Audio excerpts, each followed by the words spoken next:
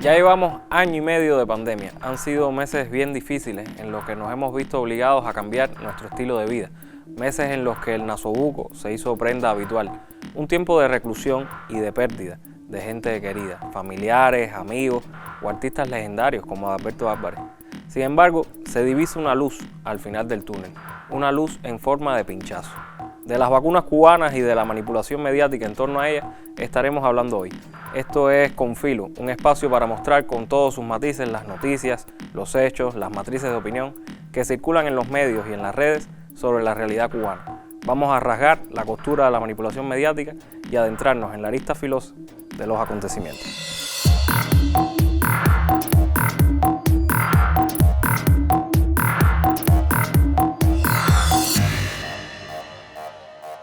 En Cuba, el tratamiento contra la COVID o los gastos por ingreso o aislamiento corren a cuenta del Estado, que es otra forma de decir que todos pagamos por una salud pública y universal. Pero esta es una realidad que a veces damos por sentado y no nos detenemos a pensar en personas que viven y sufren la pandemia en condiciones muy distintas. Acá les dejamos el estremecedor testimonio de una mujer latina en Estados Unidos cuyas 3 semanas en un hospital le dejaron una deuda para toda la vida. Y he notado que sí sigo haciendo mi trabajo como a terminarlo, pero batallo bastante. A 4 meses de haber contraído el COVID-19 y estar gravemente hospitalizada, la señora Jency aún continúa luchando contra algunas de las secuelas dejadas por el virus. No puedo respirar a veces normalmente, también me fatigo demasiado. Su esposo Carlos fue uno de los que estuvo ahí a su lado durante esos duros momentos. No nos dejaban ni siquiera de entrar a verla ni nada, obviamente estaba enferma del COVID. ¿no? Y aunque lo peor ya pasó, dicen, no había pasado ni un mes de haber sido dada de alta cuando la familia Monterrosos recibieron la factura médica y para su sorpresa... Que el hospital les mandó a cobrar 633,000, dice aquí. Inmediatamente Carlos se puso en contacto con su seguro médico, pero aún así, lo que quedaron debiendo es una suma muy grande, dicen. El balance que el hospital me está cobrando a mí son 250,000, 249,000 son como 250,000 ya, si hacemos números redondos. Una suma que ni naciendo nacer, dice, la podrá pagar. Yo hice la cuenta, vamos a suponer que puedo pagar $100 cada mes. Hacemos la lucha y ponemos $100 cada mes, son 200 años. Para pagar $250,000. Y si pagara el doble, vamos a decir que pudiera pagar 200, estamos hablando de 100 años para poder pagar eso. Desesperado por llegar a un acuerdo y evitar que su cuenta caiga en colecciones, Carlos ha tocado varias puertas, incluso dice, solicitó ayuda del Medicare, pero... Como pareja, nosotros hicimos $10,000 más de lo que se considera el poverty level y nos descalificaron. Una ayuda que se les ha negado en un momento que más la necesitan. Porque nunca le hemos prestado al Estado, al gobierno, ni al Estado, ni nada. Ni cuando nacieron mis niños nunca presté ayuda de ninguna clase. Ahora es cuando necesito una ayuda. Pero no solo han sido el tratamiento y la prevención contra el coronavirus las prioridades de nuestro sistema de salud. 3 vacunas y 2 candidatos vacunales son los frutos más recientes de esa economía del conocimiento que, según Agustín Laje, halla en el socialismo una condición de desarrollo. Y como cualquier logro socialista, ha sido blanco de falacias, burlas poco elaboradas realmente, y tergiversación de todo tipo.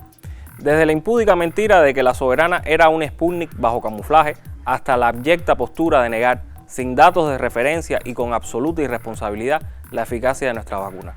Cualquier mentecato con datos móviles puede arrogarse el derecho de poner en tela de juicio el trabajo de tantos y tan talentosos científicos y profesionales de la salud en Cuba. Y nótese que en este programa no solo ponemos memes comunistas, somos así de inclusivos. Desde hace algunos días la campaña contra las vacunas ha tenido un nuevo auge. Pero primero hagamos una pequeña cronología que nos va a permitir entender mejor el contexto actual. El pasado lunes, en la mesa redonda, autoridades cubanas dieron a la población muy buenas noticias. El impacto favorable de nuestras vacunas, el logro inusitado de una vacuna pediátrica y, por si fuera poco, el presidente de BioCuba Pharma afirmó que ya existen varios países interesados en este logro tremendo de nuestra pequeña isla. Para muestra, un botón. Hace par de días la vacuna Abdala recibió una opinión técnica favorable para su uso de emergencia en México. Contra COVID-19, Abdala, desarrollada por el Centro de Ingeniería Genética y Biotecnología de Cuba, recibió una opinión técnica favorable por parte del Comité de Moléculas Nuevas de la Comisión Federal para la Protección contra Riesgos Sanitarios para uso de emergencia. Esta opinión favorable representa un avance en los procesos de aprobación necesarios para el cumplimiento de los requisitos de calidad, seguridad y eficacia indispensables al considerar un producto, según un comunicado de la COFEPRIS. Indicó además que el siguiente paso consiste en el sometimiento de expedientes por parte de la farmacéutica, los cuales serán dictaminados por personal experto de la Comisión de Autorización Sanitaria. Al día siguiente, sorpresa. CNN en español, cuyo puesto de mando está en Miami y cuya influencia en México es pública y notoria, sacó un titular que decía: advierten que la OMS no autorizó la vacuna cubana Abdala. Por alguna razón, quizás para disimular tamaña infamia, CNN modificó después el titular, que quedaría así: OMS no autorizó el uso de emergencia de vacuna Abdala de Cuba y no se puede comprar a través del fondo rotatorio de OPS. Todavía un poco manipulado, pero más cercano a lo que realmente dice el texto. La reacción de nuestra comunidad científica fue inmediata. Un hilo en Twitter de la empresa BioCuba Pharma denunciaba la fake news. La declaración del representante de la OMS había sido manipulada. La autorización para uso de emergencia ya había sido otorgada por el CEPMEC, la autoridad regulatoria cubana, que es la única legalmente autorizada para ello. En cuanto al reconocimiento por parte de la OMS, el procedimiento no había sido iniciado aún, por lo que era imposible que se hubiera emitido una evaluación semejante. Un joven científico y ambientalista cubano, Alejandro Palmarola, muy activo en las redes, publicó en su Facebook sobre este tema, denunciando la manipulación mediática de CNN y su ejemplar ejercicio de periodismo. Así nos lo comenta Paraconfilo. Ya nos sorprende que agencias como CNN manipulen información referente a Cuba. Sin embargo, molesta mucho que se utilicen temas tan sensibles como la COVID y el acceso a las vacunas, que son hoy tan escasas en el mundo y que tantas personas todavía no tienen ni siquiera esperanzas a acceder a una vacuna contra la COVID-19 para hacer política. Realmente el titular que publicó hace 48 horas CNN diciendo que la OMS no había autorizo uso de emergencia es un titular malintencionado. Es un titular que no fue un error de texto, porque luego lo corrigieron por un texto que también estaba errado. La propia noticia de la CNN desmiente el titular propio. Ante una pregunta que le hacen a un funcionario de la OMS OPS, la persona responde que una vez que las agencias reguladoras que tienen soberanía, tienen sus propias leyes en cada país, otorgan el autorizo de uso de emergencia, se pueden utilizar los fondos rotatorios de la OMS para adquirir vacunas registradas. Por lo tanto, una vez que Abdala y tanto Soberana Plus y Soberana 02 pasen este proceso de registro, se pueden utilizar los fondos rotatorios de la OMS para adquirir las vacunas cubanas. Esto no era una valoración de un funcionario de la OPS o OMS sobre las vacunas cubanas, era una aclaración de que cada agencia reguladora nacional tiene la libertad de otorgar eso y que eso no lo otorga la OMS. Por lo tanto, el titular donde advierten que la OMS no ha otorgado un permiso de uso emergencial es totalmente errado, sencillamente porque la OMS no otorga ese permiso. Lo otorgan las agencias reguladoras de cada país. La OMS lo que puede es registrar, recomendar la vacuna, y ese proceso ya se ha declarado en muchas ocasiones que es un proceso que es largo, que toma acceder incluso a las fases de producción de las vacunas, a los expedientes de todas las 3 fases que acaba recientemente de finalizar las investigaciones y que están en proceso de publicación los resultados. Por lo tanto, una vez que todo eso suceda, la OMS, no tengo la menor duda de que recomendará las vacunas cubanas y que los fondos rotatorios de la OMS serán utilizados para que muchos países del mundo y muchas personas en el mundo que hoy no tienen esperanzas puedan acceder a una vacuna contra la COVID-19 y que yo creo que lo más importante es que se pueda demostrar que la ciencia cubana salva vidas.